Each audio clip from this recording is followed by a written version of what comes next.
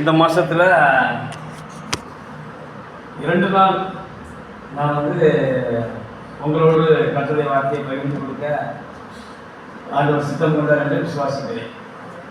இது 2வது வாரம் எனக்கு கொடுக்கப்படாத ஒரு வாரம். தேவன் ஜீவாய் தந்திருக்கிறார். ஆக்சுவலாக நான் எப்போ வருவேன்னு உங்களுக்கு தெரியுமா? 4வது வாரம். பார்த்தோன்னே இன்னைக்கு இவருதானா அப்படின்னு நினைச்சிட்டீங்களா?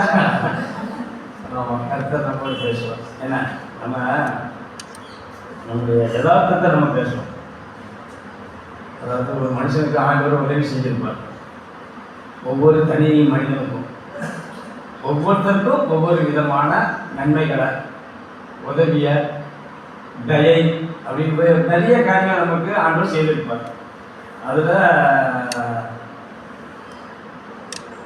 சிலர் நன்றி உள்ளவங்க என்ன செய்வாங்க இருப்பாங்க, சிலர் நன்றி இல்லாமல் கூட இருப்பாங்க. இப்போ நம்ம அதுக்குள்ள போக வேண்டாம். ஒரு வேளை யாருக்காவது ஆண்டவர் நன்மை செய்யறதுக்காக விசுவாசிக்கிறவங்க, நம்புகிறவங்க, நினைக்கிறவங்க, சரி இவ்வளவு நம்ம ஆண்டவருக்கு என்ன செய்வோம், நன்றியா இருப்போம். இல்லை நம்ம அவருக்கு கைமாறு ஒன்றும் செய்ய முடியாது. ஆண்டவருக்கு ஏதாவது நம்ம கைமாறு செய்ய முடியுமா? ஜீவனையே கொடுத்துட்டு என்ன செஞ்சிட்டாரு, வெற்றிப்பை நமக்கு இலவசமா அருளிட்டு இருக்கிறார். நம்ம என்ன கைமாறு செய்ய போகிறோம்? சரி, ஒரு ஊழியமாக ஏதாவது நம்மளால முடிஞ்ச ஊழியத்தை பண்ணுவோம். ஒவ்வொருத்தருக்கும் ஒவ்வொரு தாளம் இருக்கு. பாட்டு பாடுறவங்களுக்கு பாட்டு பாடுறது, சங்கீதம் எடுக்கிறவங்க சங்கீதம் எடுப்பாங்க, சபை அறிவிப்பு கொடுக்கறதுக்கு ஒரு வாய்ப்பு, ஜபம் பண்ணுவதற்கு, செய்தி கொடுப்பதற்கு. ஆனால் பணிவிடை மூலியமாக இருக்கு. சர்ச்சை சீக்கிரமாக விசுவாச மக்கள் சொல்கிறேன், அது பாஸ்டரோட வேலை, பாஸ்டர் பிள்ளைங்களோட வேலை அப்படின்னு சொல்லி யாரும் என்ன செஞ்சுறாங்க. நம்மளால ஒரு முடிவுக்குள்ள என்ன செஞ்சிட வேண்டாம். சங்கீதக்காரன் சொல்ற, நான் வாசலையே காத்திருப்பேன். எனக்கு ஒரு வாய்ப்பு கிடைச்சதுன்னா நான் ஆலயத்தினுடைய வாசலையே காத்திருப்பதை தெரிந்து கொள்வேன். 1000 நாளை 84 10 எடுக்க வேண்டாம். 1000 நாளை பார்க்கிறோம் உங்களுடைய பிரகாரங்களில் செல்லும். ஆமா, ஆராதனை கூடாரங்களில் வாசமாக இருப்பதை பார்க்கிறோம் என் தேவனுடைய ஆலயத்தின் வாசப்படியில் காத்திருப்பதையே தெரிந்து கொள்வேன்னு சொன்னான். அவ்வளோ 84 10 27 4 3 சொல்லுவான். கர்த்தரிடத்தில் ஒன்றை நான் கேட்டேன். 27 வாசிங்களா? 27 3 4 கொடுத்துருவாங்க. சங்கீதம் 27 ஒன்றை நான் கேட்டேன், அதே நாடுவே கர்த்தருடைய மகிமையை பார்க்கும்படியாகவும் ஆலயத்தில் ஆண்டவருடைய காரியங்களை ஆராய்ச்சி செய்யும்படியாகவும் நான் சாகிற வரைக்கும் என்று நம்ம பாஷையில நான் சாகிற வரைக்கும்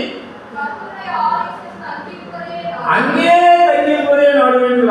ஆகினால நமக்கு ஒரு பணிவிட ஊழியம் ஆண்டவர் கொடுத்திருந்தா சீக்கிரமா எங்க அப்பா, நான் இப்ப சொல்லல, என்னோட அது 90 முன்னால எங்க அப்பா போய் பாயெல்லாம் போடுவாங்க. அப்போ தூக்கி விடுவேன் பாய் போடுறது, அப்போ பாயெல்லாம் உட்காருவாங்க. இப்போ தான் நிறைய இடத்துல சேரு, டேபிள், பெஞ்சு அப்படின்லாம் வந்துச்சு. அப்போ பாயெல்லாம் போடுவாங்க. சேர் இருக்கணும், ஒரு 4 சேர் இருக்கும், ஒரு 5 சேர் இருக்கும். பெண்களுக்கு ஒரு 4 சேர் இருக்கும், ஆண்களுக்கு ஒரு 4 சேர். வயதானவங்க உட்காருவாங்க, வயதானவங்க கூட கீழே உட்காருவாங்க. ரொம்ப நீங்கள் எதுவும் தப்பாக நினச்சிடாதீங்க. என்ன இப்படி சேரில் உட்கார்ந்தோடனே அங்கெல்லாம் கீழே உட்காருவோன்னு சொல்கிறாங்க. அப்போ அதுக்கு முறைமை 91 முன்னால் அந்த வேலையை செய்வாங்க. ஒரு கூட்டம் சமையல் பண்ணுவாங்க, ஒரு சிலர் ஒவ்வொருத்தர் ஒவ்வொரு பணியை செய்வாங்க. ஆனால் அப்படியெல்லாம் நம்ம ஒருவேளை ஊழியம் செய்ய வரும்போது, நம்ம ஊழியம் செய்ய விரும்பும் போது நமக்கு ஆசை, தனி மனிதன் எனக்கு ஊழியம் பண்ண அப்படி ஒவ்வொருத்தருக்கும் ஆசை வரும், விருப்பம் வரும். அப்படி ஆசை விருப்பம் வரும்போது இந்த உலகம் நம்ம எப்படி பேசும் தெரியுமா? அதை கேட்டுருக்கீங்களா?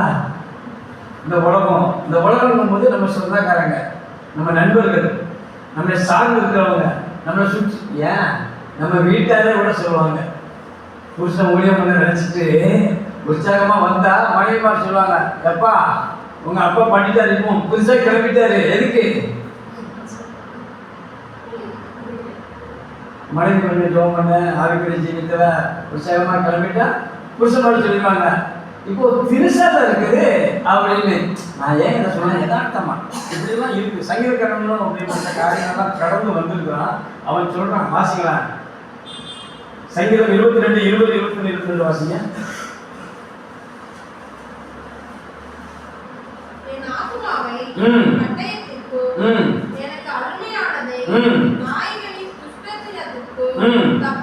தப்புவியும்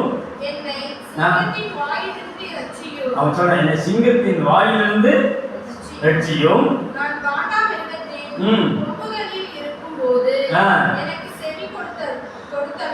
ஆமா, நான் காண்டாமிருகத்தினுடைய கொம்புல, மரணத்தின் விளிம்புல, பிரச்சனையின் மத்தியில, சிக்கலின் உச்சத்துல இருக்கும்போது நீ எனக்கு செவி கொடுத்த அருளினி. உம்முடைய நாமத்தை உம்முடைய நாமத்தை என் சகோதரருக்கு நான் அறிவித்து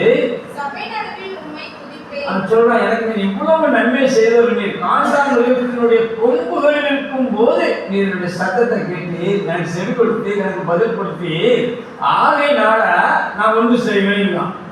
அது அப்படி சொல்லப்படல.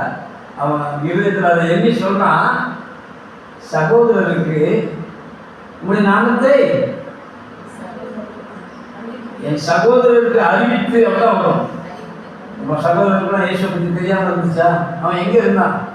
இயேசு கிறிஸ்துவை பற்றி சொல்லப்பட்ட தீர்க்க தரிசனம் சொல்லி என்ன செஞ்சுருவாங்க, கடந்து போயிடுவாங்க. பிரியமானவர்களே, நம்மளும் தேவன் நமக்கு செய்த நன்மைகளை அல்லது தேவன் நமக்கு செய்த பாராட்டின கிருபைகளை நம்ம சபை நடுவே வந்து என்ன செய்யணுமா? அறிவிக்கணுமா? சகோதரருக்கு அறிவித்து சபை நடுவே வந்து நான் துதிப்பேன், நான் புகழுவேன்னு சொல்றான். இப்படி அவன் செய்து கொண்டு இருக்கும் போது இந்த உலகம் அவனை எப்படி பேசி இருக்கும்? எப்படி பேசியிருக்கும்? கண்டிப்பா பிரியமானவர்களே, இந்த உலகம் அந்த நாக்கு வந்து எலும்பில்லாத நாக்கு என்று சொல்லுவார்கள். அப்படி அவன் சைன் பண்ற வரைக்கும், அவன் ஜெயிக்கிற வரைக்கும், அவன் மேல ஜொலிக்கிற வரைக்கும் அவனை பத்தி என்ன செஞ்சுட்டே இருக்கும்? விமர்சனங்களா எல்லா மனிதர்களுக்குமே விமர்சனங்களை வச்சுக்கிட்டே இருக்கும். ஆனா அவன் ஜெயிச்சுட்டான், ஜொலிச்சுட்டான், ராஜா ஆயிட்டான் அப்படின்னு உடனே அவன் பாடுபட்டான்ல, அவன் ஆண்டவருக்காக நிந்திய சுமந்தால, அவனுக்கு அவன் புத்திக்கு தாண்டா இப்படி இருக்கான்னு சொன்ன அதே வாய் பின்னாட்களை சொல்லும். அவன் ஆண்டவருக்காக என்ன செஞ்சான்? நிந்தைய சுமந்தான். அவன் பாடுபட்டாயா, இன்னைக்கு ஆளுகை செய்யறான்னு எப்படி யார் பேசுறவங்க சொல்லுவாங்கன்னா, இதுக்கு முன்னால ஆமா இது கிளம்பிட்டா இருக்கும், இப்ப புதுசா இருக்கு, இப்ப தினுசா இருக்குன்னு சொன்னவங்க எல்லாம் நீங்களா உடைய முன்ன போறீங்க அப்படின்னு கேட்டவங்க எல்லாம் திரும்ப சொல்லுவாங்க, எங்க அண்ணன், என் தம்பி, என் மாமா, என் மச்சான், என் சொந்தக்காரன், அவரு எனக்கு தெரியும், அவரு சின்ன வயசுலயே நல்லா என்ன செய்வாரு. பைபிள்லாம் உங்களுக்கு நான் பேசுறது புரியுதா? ஒரு விமர்சனங்கள்லாம் இருக்கும் பிரியமானவர்களே. என்ன வந்தாலும் எது நடந்தாலும் நான் சாவாமல் பிழைத்திருந்து கர்த்தருடைய செய்கைகளை வாசிக்கலாம். சங்கீதம் 118, 17, 18 வாசிங்க. நான் சாவாமல் பிழைத்திருந்து, நான் சாகாம 17, 18 வாசிங்க. அதானா? நான் சாவாமல் பிழைத்திருந்து கர்த்தருடைய செய்கைகளை விவரிப்பேன். கர்த்தர் என்னை வெகுவாய் தண்டிக்கும். சொன்னான், கர்த்தர் என்னை வெகுவாய் தண்டிக்கும், என்னை சாவுக்கு ஒப்புக் கொடுக்கவில்லை. ஆகவே நல்லதான் சொல்றான். இப்ப வாசிங்க சங்கீதம் 22, 25. யார் என்ன சொன்னா என்ன, யார் என்ன பேசினா என்ன, எவர் என்ன சொன்னா எனக்கு அதை பத்தி என்ன இல்ல, கவலை இல்ல, பயம் இல்ல.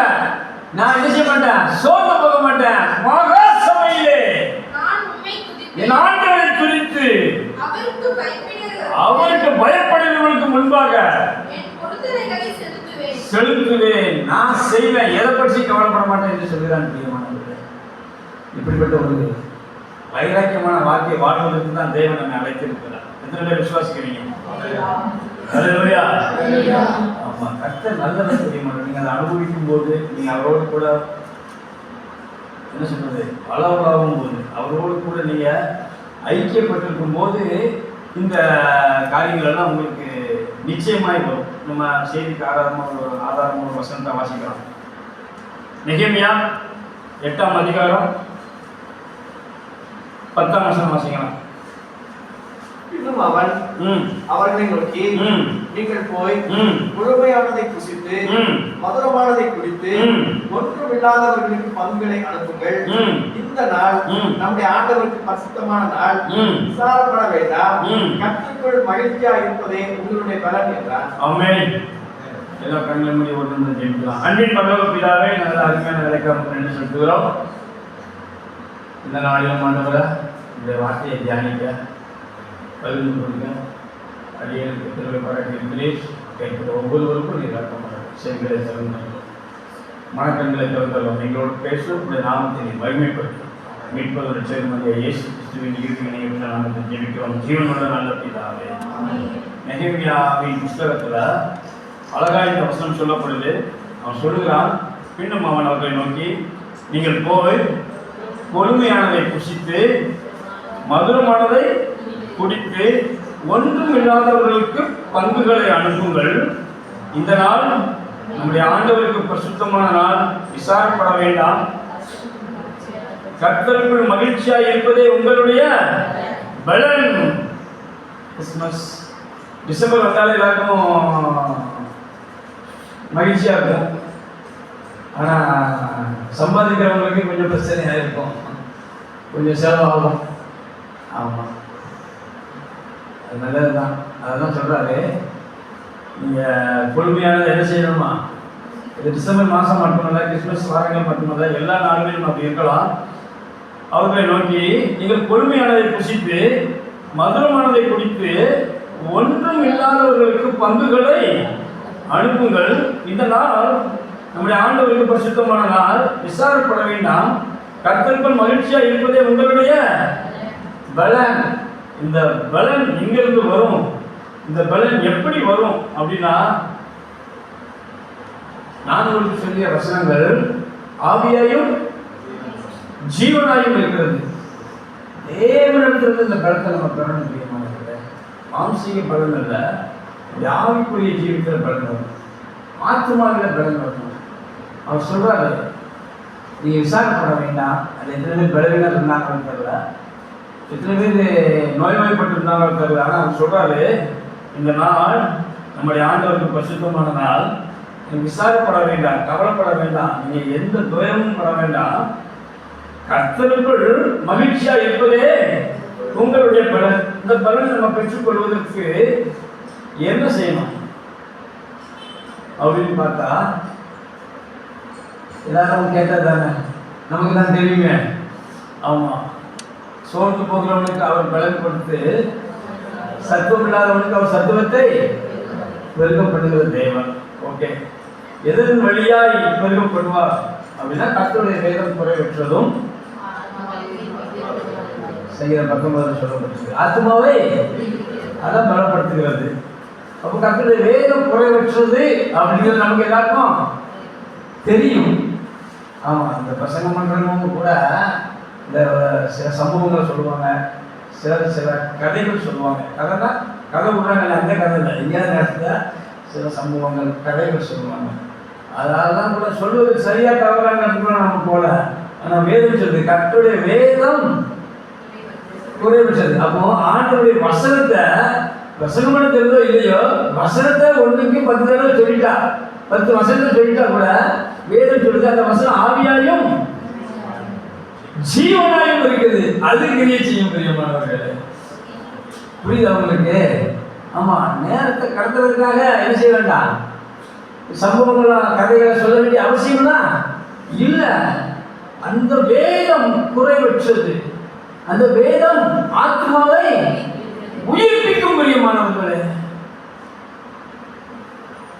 வாலிபன் தன் வழியை இன்னைக்கு வாசிக்க கேட்டோம். எதனால சுத்தம் பண்ண முடியும்? வசனத்தின்படி. வசனம் வசனம் 96 119 96 வாசிங்க.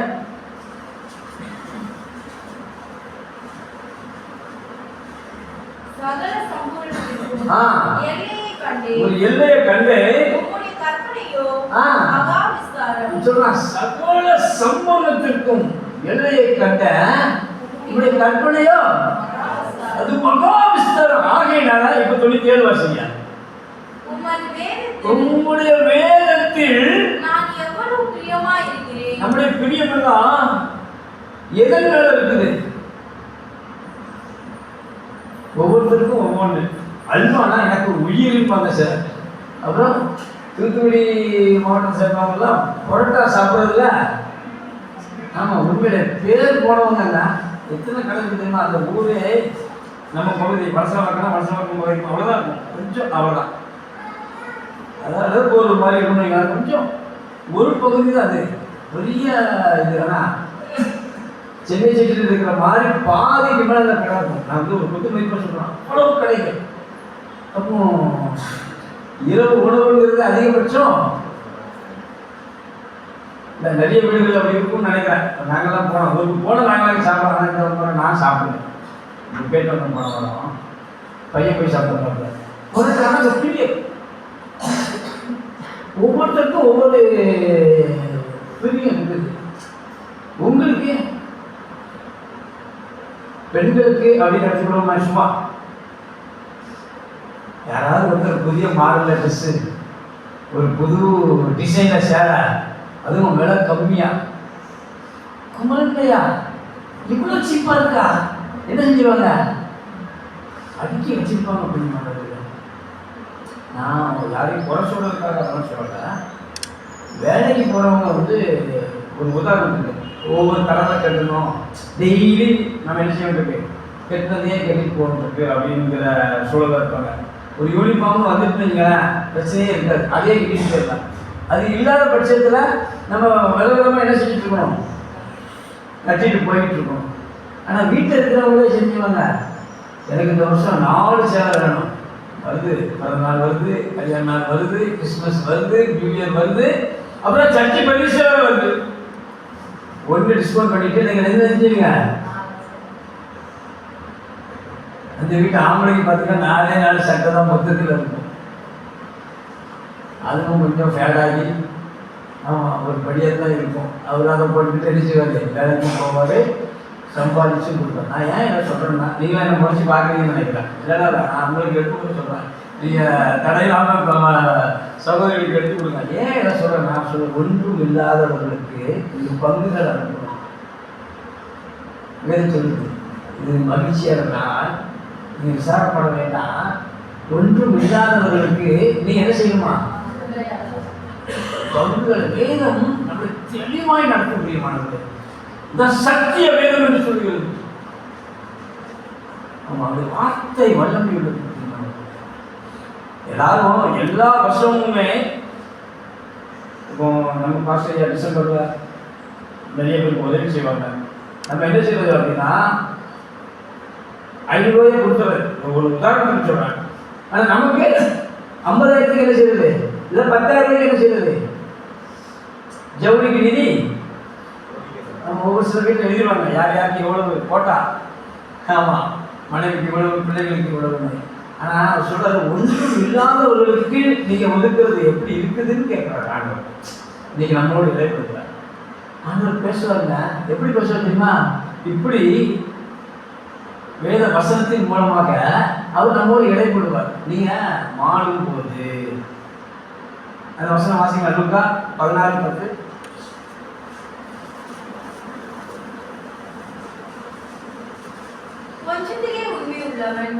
அப்போ 16:9 வாசிங்க. நான் உங்களுக்கு சொல்லுகிறேன், நீங்கள் மாறும்போது உண்டாகும்படி அநீதியான உலக பொருட்களினாலே உங்களுக்கு சிநேகிதரை அவர் சொல்றாரு, நீ ஒரு காரியம் பண்ணணும், அநீதியான உலக பொருட்களினால என்ன செய்யணுமா? சிநேகிதரை. எவ்வளவு நிறைய சம்பாத்தியங்கள் உண்டு, அதுல இது ஒன்றும் பிரியமானவர்களே, ஒன்றும் இல்லாதவர்களுக்கு என்ன செய்யணுமா? பங்குகளை அனுப்பணுமா?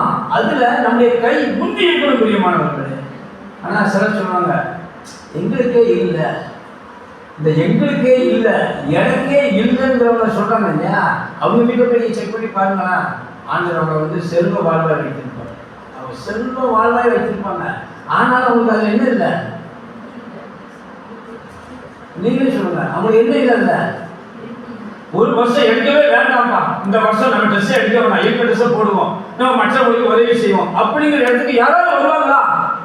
பிரதர் நீங்க கேட்குறீங்க, நீங்க வருவீங்களா அப்படின்னு நீங்க கேட்கணும். உங்க இதயத்தில் ஒருவேளை என்ன வரும், உங்க மைண்ட் வாஷ் என்ன கேட்க கொடுக்கணும். பிரியமானவர்களே, நான் அப்படி கொடுக்க ஆண்டவருக்கு உதவி செய்திருக்கேன்.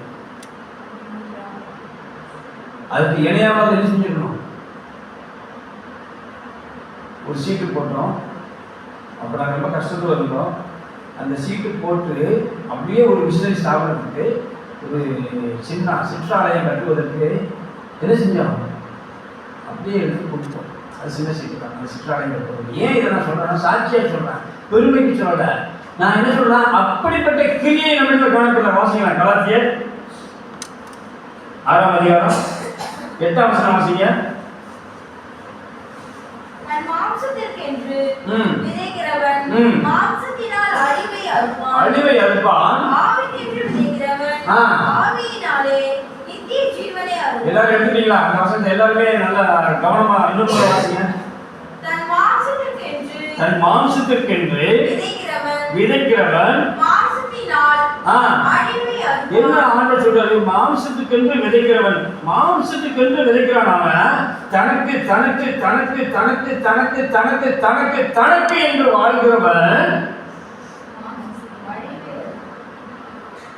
அவனுக்கு பரிசு கிடையாதுன்னு சொல்லியிருக்கலாம், அவனுக்கு நன்மை கிடையாதுன்னு சொல்லியிருக்கலாம், அவனுக்கு ஒரு சிறப்பான அந்தஸ்து கிடையாதுன்னு சொல்லியிருக்கலாம். ஆனா வேதம் தெளிவாய் சொல்கிறது, தனக்கு தனக்கு தனக்கு தனக்கு என்று மாம்சத்திற்கென்று யார் ஒருவர் வாழ்கிறார்களோ அவர்களுக்கு பரிசு கிடையாது வேதம் சொல்லல, அவனுக்கு நன்மை வராது வேதம் சொல்லல. வேதம் தெளிவாய் சொல்கிறது, அவன் தன் மாம்சத்திற்கென்று விதைத்ததினாலே அவன் அழிவை கண்டிப்பா இருக்க வேண்டியிருக்கும். பிரியமானவர்களே, ஒவ்வொரு மனிதர்களுக்கும் தேவன் கொடுத்திருக்கிற ஒவ்வொரு தாழ்வு உண்டு, ஒவ்வொரு கிருபை உண்டு, ஒவ்வொரு வரம் உண்டு, ஒவ்வொரு பாக்கியமான காரியம் உண்டு. நம்ம அதை பெற்றுக்கொண்டுட்டு நம்ம என்ன ஏழை வாழ்வதற்காக தேவனுக்கு கொடுக்கல. மாம்சத்திற்கென்று அழிவை நம்ம என்ன செய்யக்கூடாது? ஒருவதும் அழிப்பதற்கு நம்ம என்ன செய்யக்கூடாது? ஆயத்தம் ஆகிவிடக்கூடாது. தொடர்ந்து வாசிங்க. ஆவிக்கென்று விதை விதைக்கிறவன் மாம்சத்தினால் ஆவிக்கென்று விதை விதைக்கிறவன் ஆவிக்கென்று விதை விதைக்கிறவன் ஆவினாலே என்ன இருக்கணும்? அப்போ மாம்சத்தில் விதைக்கிறவனுக்கு நித்திய ஜீவன் உண்டா இல்லையா? வாசிங்க. நன்மை செய்கிறதில் சோர்ந்து போகாமல் இருப்போமாக, நாம் தளர்ந்து போகாதிருந்தால் ஏற்ற காலத்தில் அறுப்போம். ஆகையால் நமக்கு கிடைக்கும் சமயத்துக்கு தக்கதாக யாவருக்கும் விசேஷமாக விசுவாச குடும்பத்தார்களுக்கும் நன்மை செய்ய கடவோம். அப்படின்னா அதனுடைய முடிவு கட்டளையாக நம்முடைய பார்வைக்கு தெரியும். அது நம்ம பேர் விழுந்த கடமை. பிரியமானவர்களே, 3 நீதிமன்றம் சொல்றது, நன்மை செய்ய திராணி இருக்கும் போது யாவருக்கும் சொல்றது. கலாச்சாரம் யாவருக்கும் சொல்லிட்டுதான் விசேஷமாக விசுவாச குடும்பங்களுக்கு, தேவ பிள்ளைகளுக்கு, உங்களுடைய உறவுகளுக்கு நீங்க என்ன செய்ய? நன்மையை செய்ய கடவுள் என்று வேதம் சொல்றது. பிரியமானவர்களே, அப்படியானா நான் ஆவில பலனை பெற்று இந்த நன்மைகளை நம்ம செய்யணும். ஒருவேளை நம்முடைய அறிவு சொல்லும், அல்லது நம்முடைய இயல்பு, நம்முடைய வருமானம், நம்முடைய சக்தி கம்மியா இருக்கும். நம்மளால அனைவருக்கு என்ன செய்ய முடியாது? உதவி செய்ய முடியாது. ஆனா ஒன்று செய்யலாம். பிரியமானவர்களே, யாரு இந்த பூமியில் இருக்கிற சகல மனிதர் ஒரு காரியத்தை செய்ய முடியும்.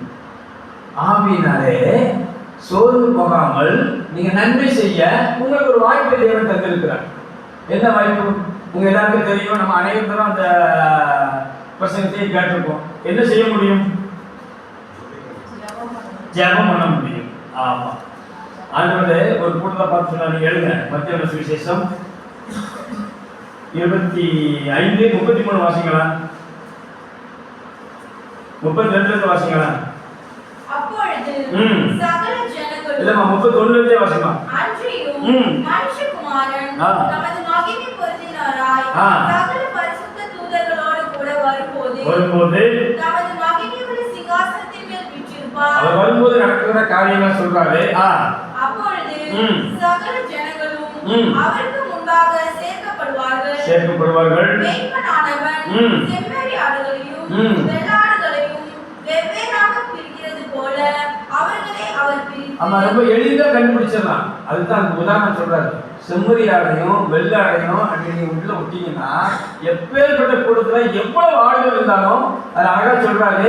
அதை பற்றி அறிவில்லாதவர் இல்லை, மேய்ப்பனானவர்கள் அதை சொல்றாரு. அவருடைய பார்த்த உடனே அப்படி அப்படி அப்படி அப்படி அப்படி என்ன செஞ்சிருவாரு, அவர் கரங்களை விரல் அப்படியே காட்டுவாரு. அப்படியே எளிதா பிடிச்சிருவாங்க. அது அவருக்கு ஒரு சிரமமும் இருக்காது. அவர்கள் கடினப்பட வேண்டிய அவசியமே இல்லை, அது கஷ்டமே கிடையாது. செம்மறி ஆட்டையும் வெள்ளாட்டையும் பிரிப்பது ஒரு மேய்ப்பனுக்கு மிக எளிது. பிரியமானவர்களே, வாசிங்க. செம்மறி ஆடுகளை தமது வலது பக்கத்திலும் வெள்ளாடுகளை தமது இடது பக்கத்திலும் நிறுத்துவார். அப்பொழுது ராஜா தமது வலது பக்கத்தில் இருப்பவர்களை பார்த்து வாருங்கள், என் பிதாவினால் ஆசீர்வதிக்கப்பட்டவர்களே, உலகம் உண்டானது முதல் உங்களுக்காக ஆயத்தம் பண்ணப்பட்டிருக்கிற ராஜ்யத்தை சுதந்தரித்துக் கொள்ளுங்கள். அதுக்கப்புறம் சொல்றாரு, பசியாய் இருந்தேன், எனக்கு போஜனம் கொடுத்தீர்கள், தாகமாய் இருந்தேன், என் தாகத்தை தீர்த்தீர்கள், அந்நியனாய் இருந்தேன், என்னை சேர்த்துக் கொண்டீர்கள், வஸ்திரம் இல்லாதிருந்தேன், எனக்கு வஸ்திரம் கொடுத்தீர்கள், வியாதியாய் இருந்தேன், என்னை விசாரிக்க வந்தீர்கள், காவலில் இருந்தேன், என்னை பார்க்க வந்தீர்கள் என்பார். அப்போ இவ்வளவு கிரியைய ஒரு கூட்டத்தார், வலது பக்கம் இருக்கிற ஒரு கூட்டத்தார் என்ன செஞ்சிருக்காங்க. இப்ப வாசிக்கும் போது இவங்களை செஞ்சதை போல தானே ஆண்டவர் சொல்றாரு. அதான் நான் பசியா இருந்தேன், எனக்கு என்ன செஞ்சீங்க, ஆகாரம் கொடுத்தீங்க, காவலில் இருந்தா விசாரிக்க வந்தீங்க, வியாதியா இருந்தா மருத்துவமனை வந்தீங்க, என்ன விசாரிக்க வந்தீங்க, என்ன பராமரிச்சீங்க, என்ன பாடுபட்டீங்க, எனக்கு இவ்வளவு நன்மை செய்யுங்கன்னு சொன்னார்களா. அந்த நீதிமன்றம் என்ன சொல்றாங்க பாருங்களேன். அப்பொழுது நீதிமான்கள் அவருக்கு பிரதியுத்தரமாக, ஆண்டவரே, நாங்கள் எப்பொழுது உம்மை பசி உள்ளவராக கண்டு போஜனம் கொடுத்தோம், எப்பொழுது உம்மை தாகம் உள்ளவராக கண்டு உம்முடைய தாகத்தை தீர்த்தோம், எப்பொழுது உம்மை அந்நியராக கண்டு உம்மை சேர்த்துக் கொண்டோம், எப்பொழுது உம்மை வஸ்திரம் இல்லாதவராக கண்டு உமக்கு வஸ்திரம் கொடுத்தோம், எப்பொழுது உம்மை வியாதி உள்ளவராகவும் காவலில் இருக்கிறவராகவும் கண்டு உம்மிடத்தில் வந்தோம் என்பார்கள். அதற்கு ராஜா பிரதியுத்தரமாக, மிகவும் சிறியவராகிய என் சகோதரரான இவர்களில் ஒருவனுக்கு நீங்கள் எதை செய்தீர்களோ அதை எனக்கு செய்தீர்கள் என்று மெய்யாகவே உங்களுக்கு சொல்லுகிறேன் என்பார். போதும். இப்ப நம்ம எந்த இடத்துல இருக்கிறோம்?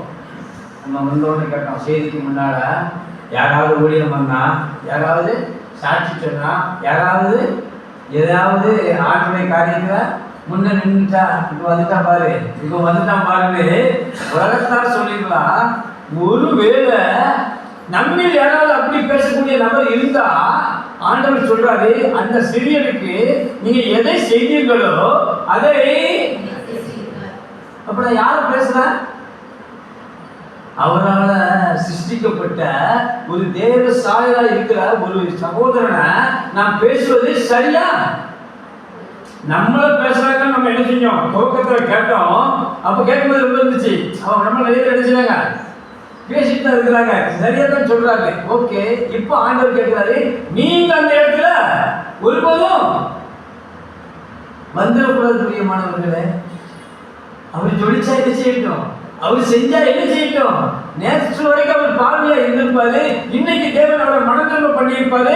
அவர் என்ன செய்யட்டும், அவருடைய ஊழியத்தை அவருக்கும் உள்ள கிடைக்குங்க. அதுக்குள்ள நான் எப்போ என்ன செய்யணும்? நான் செஞ்சா, நான் பேசினா, நான் யார பேசுறேன்? புரியுதா? ஏழைக்கு இறங்குகிறவன் கர்த்தருக்கு. அந்த அளவுக்கு நம்ம பெரியாரா எப்படி எடுக்கிறார் பாருங்க. நீங்கள் வாழும் போது உங்களை நித்தியமான வீடுகளில் ஏற்றுக்கொள்வார் உண்டாகும் பொருட்டு அனித்தியமான உலக பொருட்களினால நீங்க சிநேகிதரை சம்பாதிக்கணுமா? பிரியமானவர்களே, 1 யோவான் 1:17 வாசிங்க, 3:17 வாசிங்க.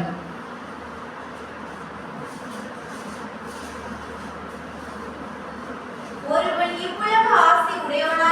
ஒருவன் உலக ஆஸ்தி உடையவனா இருந்து என் சகோதரனுக்கு குறைச்சல் உண்டு என்று கண்டு நான் இருதயத்தை அவனுக்கு கண்டும் காணாம அது எப்படியோ அவன் அமைதியா அவன் எப்படி பார்த்துட்டு போட்டோம், அவன் வேலையை அவன் என்ன செஞ்சிட்டோம், அவன் வேலையை சொன்னேன். சிறுமை எப்படி வரும் அப்படின்னா, நீங்க நீதிமொழிகள் 21:20 வாசிங்க.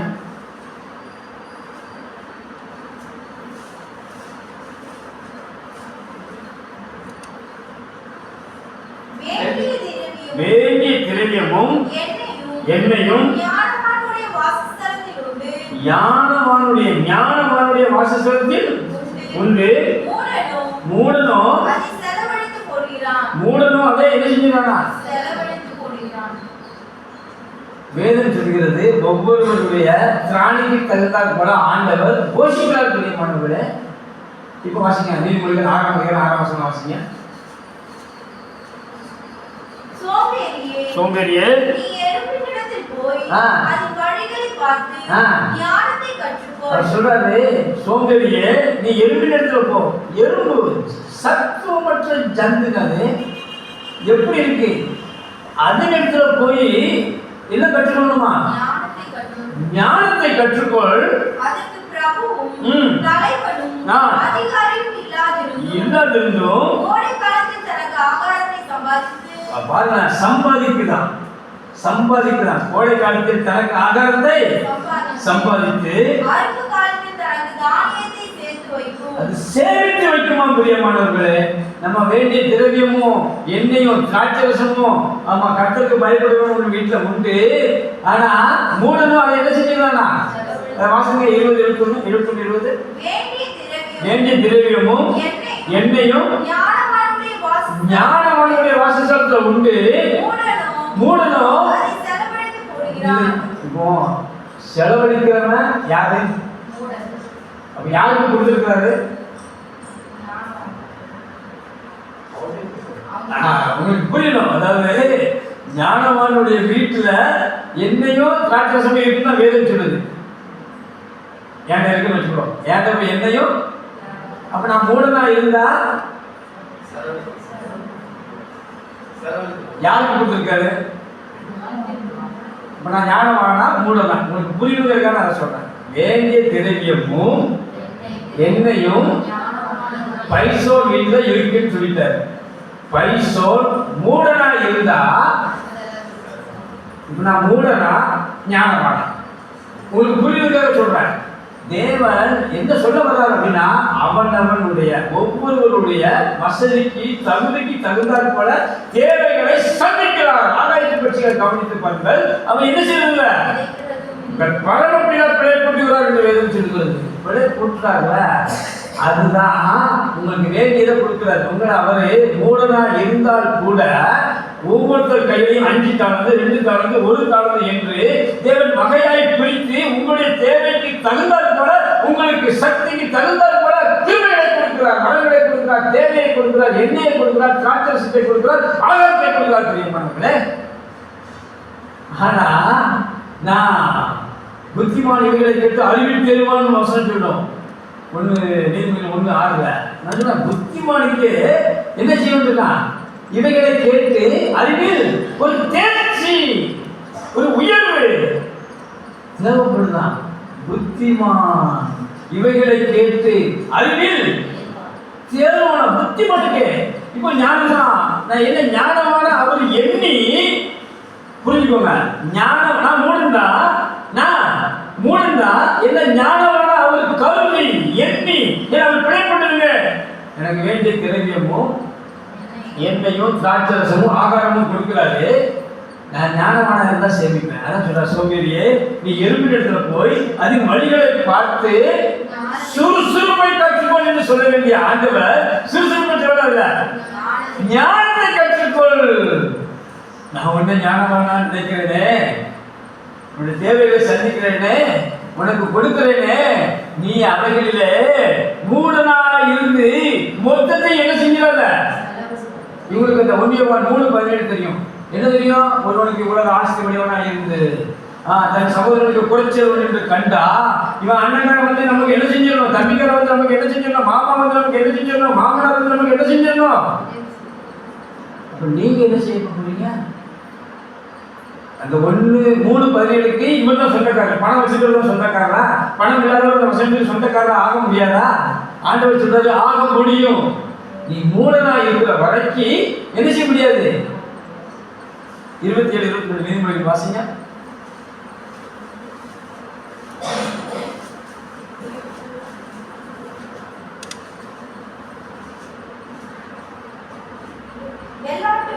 மூடனை 27-22 மூடனை முரலிலே போட்டு அவர் சொல்றாரு. எவ்வளவு உதாரணத்தோடு பேசுறாரு பாருங்க. வசனம் படிக்கும்போது நான் சின்ன வயசுல படிச்சது. இப்போ சமீபத்தில் இந்த வசனம் நான் ரொம்ப தியானிக்கிறேன். அவர் சொல்றாரு மூடனை உரல்ல போட்டு உலக்கையினால் நொய்யோடு நொய்யா போட்டு அவனை குத்துனாலும் பிரியமான தேவ ஜனமே, நீதிமொழியெல்லாம் சொல்லிட்டாரு மூடத்தனம் நீங்காதுன்னு. ஆனா நிர்மூலர் அந்த பாதக மார்க்கத்தாலும் நோய் கொண்டு என்ன செய்யறாங்களா ஒதுக்கி போடுறாங்க. அந்த அறிவு வரணும். ஏன் நமக்கு இவ்வளவு பிரச்சனை, ஏன் நமக்கு இவ்வளவு பாடு, நம்ம எந்த காரியத்துல தேவனுக்கு பிரியமா நடக்கல, அது நம்ம என்ன செஞ்சா தேவனுக்கு பிரியத்தை நம்ம என்ன செய்ய முடியும், பெற்றுக்கொள்ள முடியும் அப்படிங்கிற ஒரு அறிவை நம்ம கடக்க முடியுமானது. அந்த அறிவை தேவன் எல்லாருக்கும் கொடுத்ததில்லை அப்படின்னு நீங்க நினைக்கிறீங்க. எல்லாருக்கும் அந்த அறிவை கொடுத்துருக்கிறாரு. ஆனா அந்த சுவிசேஷத்தின் வாசிங்க 2 கொரிந்தியர் 4ஆம் அதிகாரம் 4ஆம் வசனம் வாசிங்க.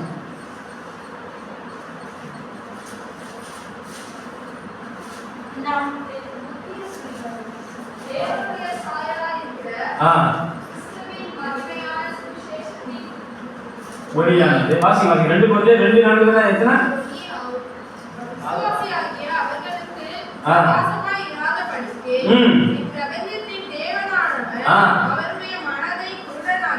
குருடாக்கினான் என்று வேதம் சொல்லுகிறது. பிரியமானவர்களே, குருடாக்கிட்டானா அந்த யாருக்கு அப்படின்னா நம்ப முடியாதவங்களுக்கு, விசுவாசியாதவங்களுக்கு, யார் அவிசுவாசமா இருக்கிறாங்களோ அவங்களுக்கு சந்தேகம் வருதோ இதெல்லாம் எப்படி நடக்கும், நம்மளே ஒண்ணும் இல்லாம இருக்கோம், நம்மளால எப்படி செய்ய முடியும் அப்படிங்கிற சந்தேகம் யாருக்குள்ள வருதோ அவங்களுடைய மனதாம என்ன செஞ்சுவானா. கண்ணு தெரியாத ஒருத்தர் இங்க இருக்கிற பொருட்களை பார்க்க முடியுமா, கடலை பார்க்க முடியுமா, நகரை பார்க்க முடியுமா, என்ன பார்க்க முடியும்? இப்படிப்பட்ட ஒரு குருட்டாட்டத்தை தேவ பிள்ளைகளுக்குள்ள வந்துடும். அவன் தான் மூடன். பிரியமானவர்களே, அவன் தான் விசுவாசி, அவன் தான் மூடன், அவன் தான் மூடன். ஆனா வேதம் சொல்லுகிறது ஆண்டவர் எல்லாருக்குமே சொல்ல இருளில் இருந்து வெளிச்சத்தை அவர் செஞ்சாரா பிரகாசிக்க சொன்னாரா. உங்களுடைய இருதயத்தில் அவர் தோன்றினார் என்று வேதம் சொல்லுகிறது. பிரியமானவர்களே, ஆனா அதை நம்புவதற்கு, அதை விசுவாசிப்பதற்கு நம்மளுக்கு என்ன இல்லை,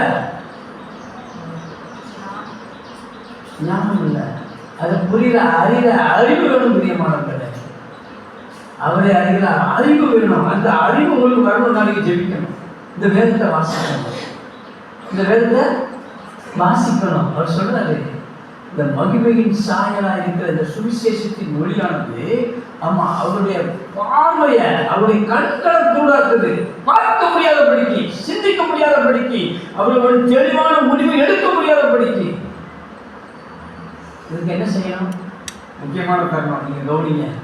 வாசிக்கிற மாதிரி நெகட்டிவ் பார்க்கலாம். 8ஆம் அதிகாரம் 1ஆம் வசனம் வாசிக்கணும்.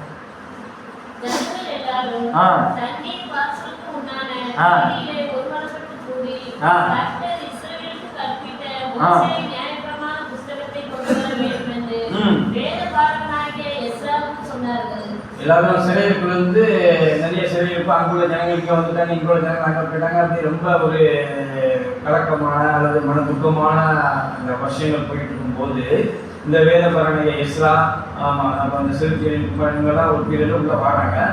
இப்படி எஸ்ரா வந்த பீரியட்ல இப்போ சொல்றாங்க ஜனங்கள்லாம் மோசேயினுடைய நியாய பிரமாணத்தை கொண்டு வந்து நம்ம என்ன செய்யணும், வாசிக்கணும்னு விரும்புறாங்க. தொடர்ந்து வாசிங்க.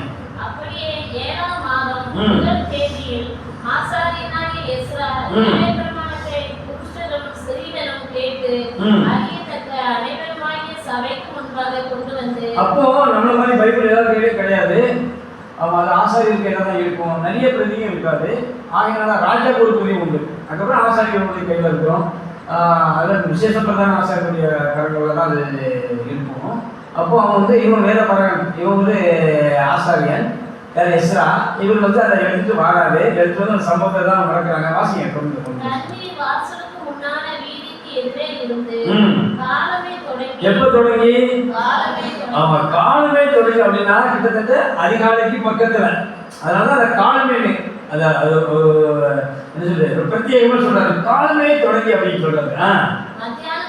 மத்தியானம் மட்டும் புருஷருக்கும் ஸ்திரீகளுக்கும் கேட்டு அறியத்தக்க மற்றவர்களுக்கு முன்பாக அதை வாசித்தார்.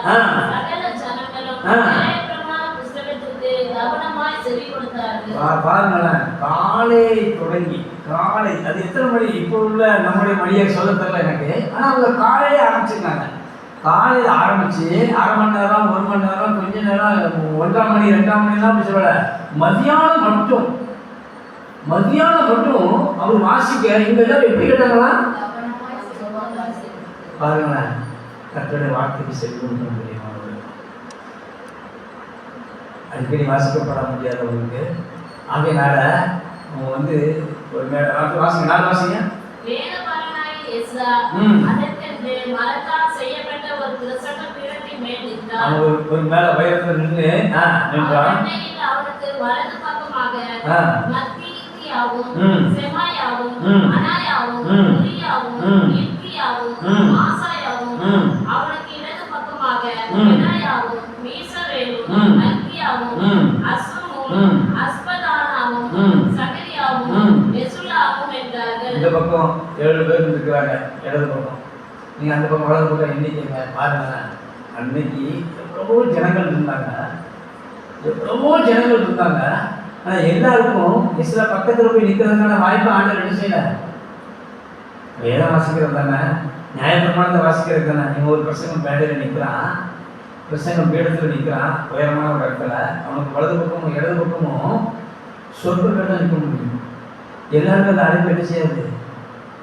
இன்னைக்கு கூட மொத்தம் உலகத்தில் ஜனத்தொகை எத்தனை இருக்கும்? ஆமாம், 646 சர்வேல எடுக்கலாம். கொஞ்சம் முன்னே இருக்கும். நான் நினைக்கிறேன் அதிகமாக தான் இருக்க வாய்ப்பு. விடுதலை விட்டுருக்கலாம்.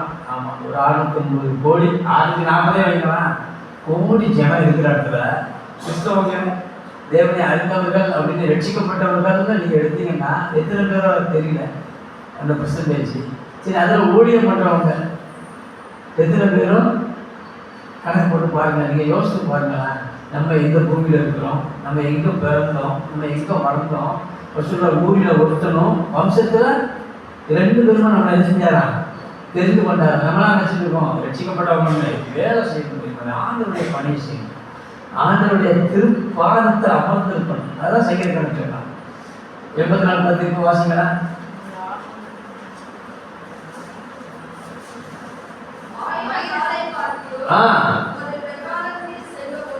சொல்றாங்க 1000 நாள் இந்த உலகத்துல வாழ்றதை விட, இந்த 1000 நாள் இந்த சிற்றின்பங்கள்ல 1000 நாள் நான் ராஜாவா இருக்கிறத விட நமக்கு தான் சங்கீதக்காரன் எழுதிருப்பான்னு நினைக்கிறேன். தலைப்பு பாருங்க, சங்கீதக்காரன் எழுதுனாங்க.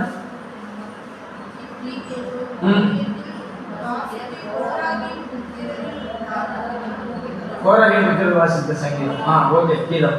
நான் என்ன சொல்றேன்னா, ஒருவேளை நான் இந்த உலகத்தினுடைய காரியங்கள்ல 1000 நாள் வாழ்வதை விட உம்முடைய பிரகாரங்கள்ல, உம்முடைய வாசல்ல, உம்முடைய கால்களுக்கு கீழே, உம்முடைய பாதத்துல இருக்கிற ஒரே ஒரு நாள் எனக்கு போதும். ஆகாமிய கூடாரங்களில் வாசமா இருப்பதை பார்க்கிறோம், என் தேவனுடைய ஆலயத்தின் வாசல்ல ஓரமாக உட்கார்ந்து என்று சொல்லுவான். பிரியமானவர்களே, கிடைக்காது, இந்த வாக்கியம் கிடைக்காது. தேவன் அழைக்கிறார் ஆபிரகாமை. தேவன் நோவாட்ட பேசினார். சமகாலத்தில் எவ்வளவோ ஜனங்கள் இருந்தாங்க. எல்லாருக்கும் கர்த்தருடைய கண்கள் என்ன செய்யல? கிருபை. உங்களுக்கோ நோவுக்கு கிடைத்தது போல உங்களுக்கோ கர்த்தருடைய கண்கள்ல கிருபை கிடைத்தது. பிரியமானவர்களே, அது இலவசமா கிடைச்சிட்டு அதனால நம்மளுடைய மேன்மை என்ன செய்யறது இல்லை, போற்றுகிறது இல்லை. அவர் நம்ம கூப்பிட்டாரு. சமகாலத்தில் எவ்வளவோ ஜனங்கள் இருந்தாங்க. அவர் நம்ம கூப்பிட்ட உடனே அவன் இருதயத்தை அவர் பார்த்தார். இப்போ நம்பிட்டு இருக்கிற அநேகோட இருதயத்தை ஆண்டு என்ன செய்யறாரு, பார்க்கிறாரு. அவன் ஒரு அவிசுவாசி தான். விசுவாசியின் தகப்பனா மாற்றினார். நீங்க ஆபிரகாமுடைய சம்பவத்தை ஆதியாகமம் 12ல இருந்து ஒரு 26 வரைக்கும் நீங்க ஃபுல்லா வாசிங்க, 25 வரைக்கும் நீங்க வாசிடுங்க வீட்டுல போய். ஃபர்ஸ்ட் அவிசுவாசமா இருந்தது யாருன்னா நம்ம எல்லாரும் சாராக தெரியும். ஆனா ஆபிரகாம் தான் முதல்ல அவிசுவாசமா இருந்தது. அவனுக்குள்ள விசுவாசத்தை அவர் உண்டாக்குனார். பிரியமானவர்களே, விசுவாசத்தை அவனுக்குள்ள உற்பத்தி பண்ண வச்சிருந்தார். இந்த பூமியில பார்க்கிற சகல மனிதனுக்கும் விசுவாசம் வந்து அதை நம்ம பின்னொரு நாட்களை கருத்து விசேஷமா பார்க்கலாம். ஆனா இவனுக்குள்ள இருக்கிற விசுவாசத்தை அவர் தட்டி எழுப்பினார். அவிசுவாசத்தை அப்படியே வெளியே தள்ளினாரு. இவன் ஒரு அவிசுவாசியா இருந்தவன். ஃபர்ஸ்ட் விசுவாசத்தை மறுதளித்தது சாரல் கிடையாது. அப்ப நீங்க சொல்லுங்க, தகுதியே இல்லாத ஒருத்தனை விசுவாசத்தின் தகப்பனை மாற்றுகிற வல்லமையுள்ள ஆண்டவர் உங்களையும் தகுதி இல்லைன்னா கூட உங்களை தகுதிப்படுத்த அவர் வல்லமையுள்ளவரா இருக்கிறாரா? எஸ்ஐ 59:1 வாசிங்க, இப்ப தெரியும்.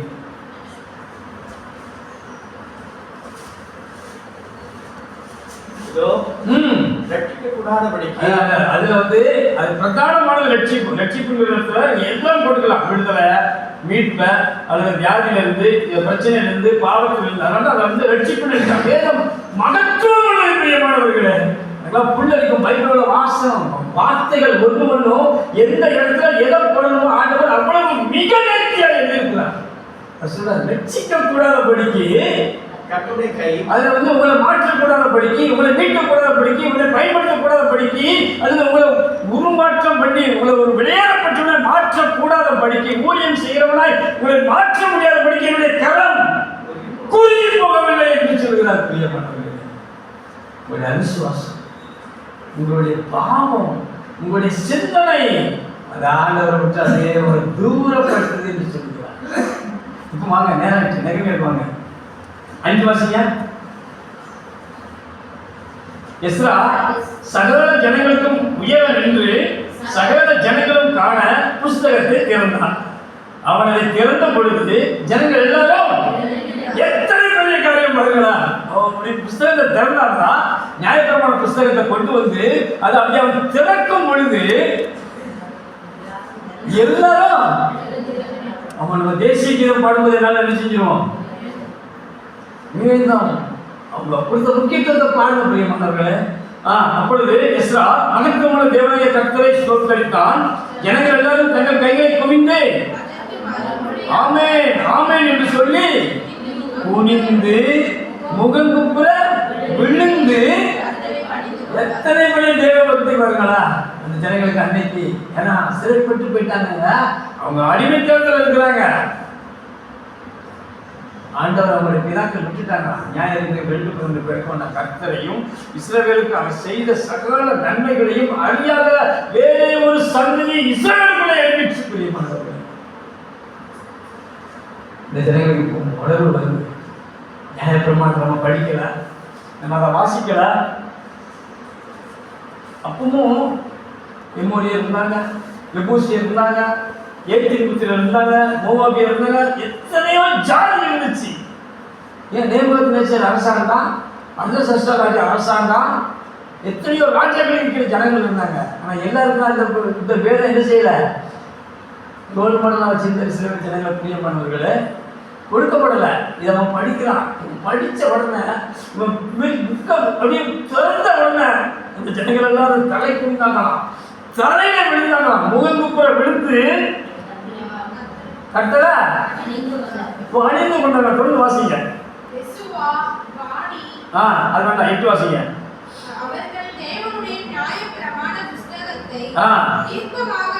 தீர்க்கமாக வாசித்து அதுக்கு விளக்கம் சொல்லி புரியல. ரொம்ப நாள் ஆயிடுச்சு, அவங்களுக்கும் ஆண்டவருக்குமான தொடர்பு இல்லாம இருந்தது. ஆனா அதை என்ன செஞ்சாராம் விளங்க. நீங்களும் நினைக்கலாம், பைபிளை பத்தி எனக்கு ஒண்ணுமே தெரியாது, நான் எப்படி ஊழியம் பண்றது, நான் என்ன செய்யறது. இல்லை பிரியமானவர்களே, உங்களுடைய மனக்கண்களை ஆண்டவருக்கு திறப்பதற்கு நீங்க இடம் மட்டும் கொடுத்தா அப்படின்னு நீங்க என்ன செஞ்சா போதும், அவர் அப்படி திரும்பி பார்த்தா போதுங்க. பேதுரு மனம் திரும்புவதற்கு ஆண்டவர் எந்த காரியமும் செய்யல. அவன் உபவாசம் போடல, அக்கா நீ உபவாசம் போடலாம் நினைச்சாங்க. அவன் ஜெபம் பண்ணல, அக்கா நீ ஜெபம் பண்ண வேண்டாம் நினைச்சாங்க. அவனை அப்படி அவர் திரும்பி தான் பார்த்தாரு. இவன் மன கசந்தான் பிரியமானவர். நான் எனக்கு விடவே பாக்கியமா என்ன என்ன இந்த இடத்துல கொண்டு வந்ததுக்கு நான் என்ன நீதி செஞ்சுட்டேன், இல்லையே. ஆனா அவர் உண்மை உள்ளவராக இருக்கிறார். நம்ம உண்மை இல்லாதவராக இருந்தாலும் அவர் எப்படிப்பட்டவராக இருக்கிறாரா? உண்மை உள்ளவரா. அவர் முதல்கள் விளம்பரத்தை அவர் நினைச்ச மாட்டாரா? மாற்ற மாட்டாரா? அதுவும் உடன்படிக்கையில் மீற மாட்டேன் என்று சொல்கிறார். பெரிய மாணவர்களே, சங்கீதம் 89, 33, 34, 35 வீட்டில் போய் வாசிங்க. நாராயண். ஆமா, அவர் மாறாத தேவன், பொய்யுடையாத தேவன். வாசிங்க. தீத்து 3:1-3 வாசிங்க.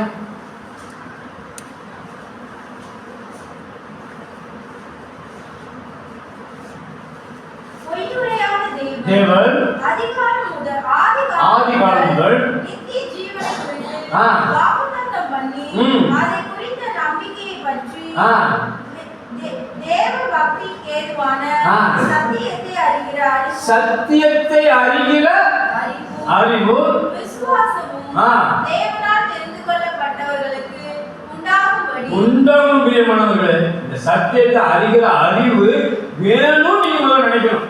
நினைச்சிட்டீங்கன்னா இப்ப 5 யோசிக்கலாம். அதே 1:5 நீ குறைவாய் இருக்கிறவைகளை ஒழுங்குபடுத்தும்படிக்கும் நான் உனக்கு கட்டளையிட்டபடியே பட்டணங்கள் தோறும் மூப்பரை ஏற்படுத்தும்படிக்கும். போதும். அவன் என்ன சொல்றாருன்னா, இதை அறிகிற அறிவு நமக்கு வேணும். சத்தியத்தை அறிகிற அறிவு வேணும். இப்போ வாசிக்க நீதிமொழிகள் 16-17 படிக்கிறேன். 17-16 17-16 ஞானத்தை கொள்ளும்படி அவங்க கையில கோடியா பணம் இருந்தாலும் ஞானத்தை கொள்ளும்படி அவன் கையிலே ரொக்கம் என்னத்துக்கு பணம் இருந்தா கூட அதை பெற்றுக்கொள்ள முடியாது. ஆனா அவங்க அது மேல என்ன இல்லையா? அப்படிங்க. அவங்க பணம் இருந்தா நம்ம ஞானத்தை பெற்றுக்கொள்ள முடியுமா? கல்வி நிலையங்களுக்கு செல்வதை பத்தி ஒரு கமானியல் காலத்திலே பவுல் படிச்சது போல அந்த காலத்துலயுமே எல்லாருமே நினைச்சுக்கலாம். ஒவ்வொரு கல்விகள் நிலையங்கள்லாம் ஒண்ணு இல்லையா? இவன் கையில பணம் இருந்தா கூட அது சேர்வதற்கான வாய்ப்பு இருந்தா கூட இவனுக்கு அது என்ன இல்லையா? அப்போ நம்ம சத்தியத்தை அறிகிற அறிவை அடையணும்னா ஃபர்ஸ்ட் என்ன பண்ணணும்? விருப்பம். அதை வாஞ்சிக்கணும். தெரியுமானவர்களே, இப்போ நெகமே இருப்பாங்க. 8-9 வாசிங்க. ஜனங்கள் எல்லாரும் கேட்டபோது என்ன செஞ்சாங்களா? அழுதாங்களாம். பிரியமானவர்களே, தாழ்த்தணும். பிரியமானவர்களே, நீங்க தாழ்த்தணும். ஆண்டவருக்கு முன்பாக உங்களை நீங்க தாழ்த்தணும். அதுதான் அந்த அழுதபடியால் நெகேமியாவும்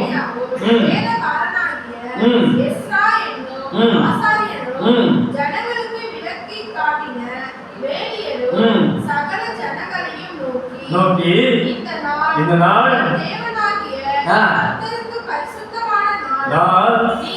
துக்கப்படவும் அளவும் வேண்டாம். பிரியமானவர்களே, துக்கப்படுறது அழுகிறது இன்னைக்கு வேண்டாம் என்று அவங்க சொன்னாங்க. நீங்க எப்படி இருக்கிறீங்க? உங்களுக்கு கிடைக்கப்பட்ட உங்களுக்கு கொடுக்கப்பட்ட இந்த வாழ்நாட்கள்ல ஆண்டவருக்கு என்று எதையாகிலும் செய்யறதுக்கு நீங்க முன் வந்தீங்கன்னா ஆண்டவர் உங்களை பயன்படுத்த அவர் நிச்சயம் போதுமானவராக இருக்கிறார். ஒருவேளை நீங்க செய்து கொடுக்க முடியாம போகலாம், ஒரு திருச்சபையில போய். ஆனா உங்களால என்ன பண்ண முடியுமோ அதை நீங்க என்ன செய்ய முடியும்? ஆண்டவருக்கு என்று. ஆமா, சிலர் பொருளாதாரத்தினால ஊழியத்தை தாங்க முடியும், சிலர் ஜெபத்தினால தான் தாங்க முடியும். அதனால இவங்க அவங்கள என்ன செய்ய வேண்டாம், ஒப்பிட்டு பார்க்க வேண்டிய அது நம்முடைய வேலையே இல்லை. என்ன தேவன் எனக்கு நலமும் விசாலமானதை வாசிங்க. 9-35 வாசனம் நெகேமியா.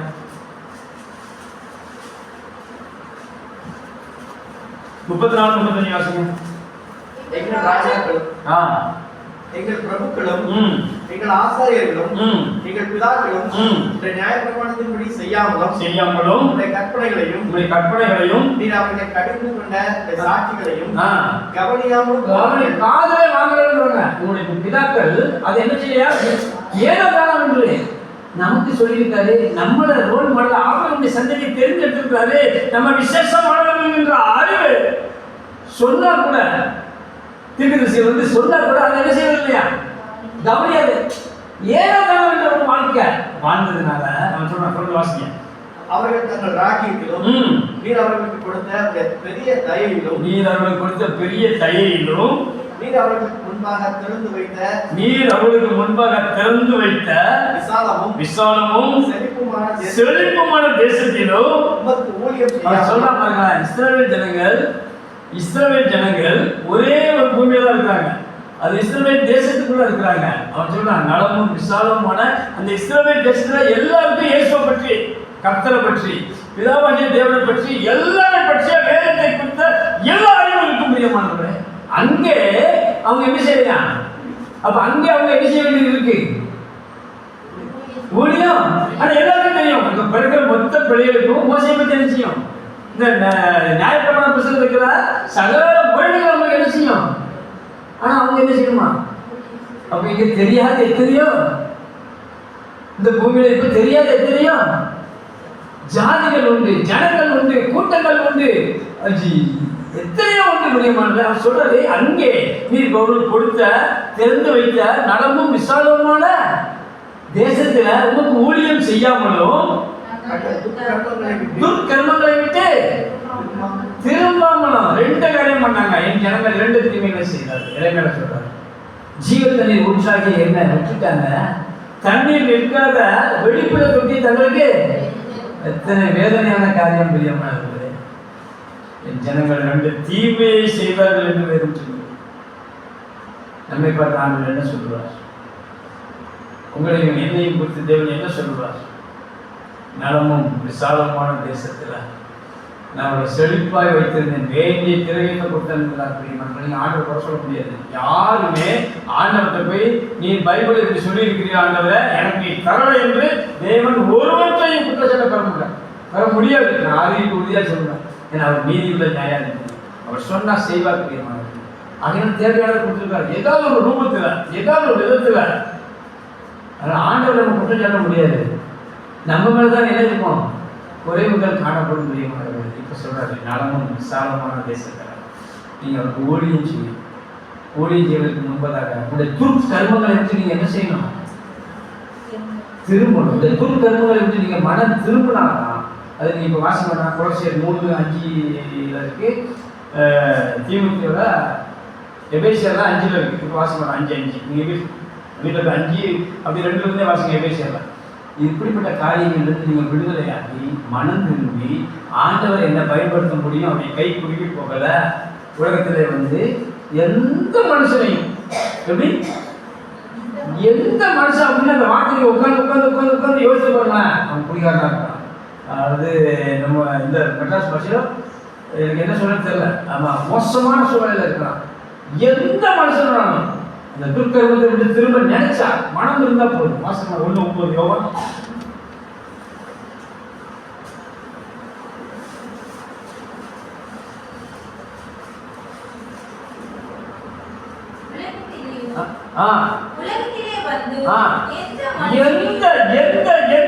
எந்த மனுஷனையும் பிரியமானவரே பிரகாசிக்கிற ஒளி அப்படின்னா அவனை பிரகாசமா மாற்றிடுவாங்க, ஜொலிக்கிறவனாய் அவள் யாராய் இருந்தாலும் பிரியமானவரே நம்முடைய ஆண்டவர் வேறுபட்ட வல்லமை உள்ள தேவன். போதும், பிரகாசிக்கிற ஒளியே அந்த மெய்யான இயேசு என்கின்ற ஒளி பிரியமானவரே அவர் நமக்கு நித்திய ரட்சிப்பை தந்திருக்கிறார். நம்ம அந்த ரட்சிப்பை பெற்று அவர் ஊழியம் செய்ய பங்குகளை அனுப்ப மனம் உவந்து இந்த வேதத்தை படிக்க, இந்த வேதத்தை கற்றுக்கொள்ள நீங்கள் மனம் உவந்து வரும்போது சொன்னா 97:19 உங்களுடைய வேதத்துக்கு நான் எவ்வளவு பிரியமாக இருக்கிறேன், நாள் முழுவதும் அதை தியானம் என்று சொல்லுகிறான். அப்படிப்பட்ட கிருபைகளை தேவனை கேட்போம். நம்ம எல்லாரும் தேவனை நோக்கி பார்க்கலாம்.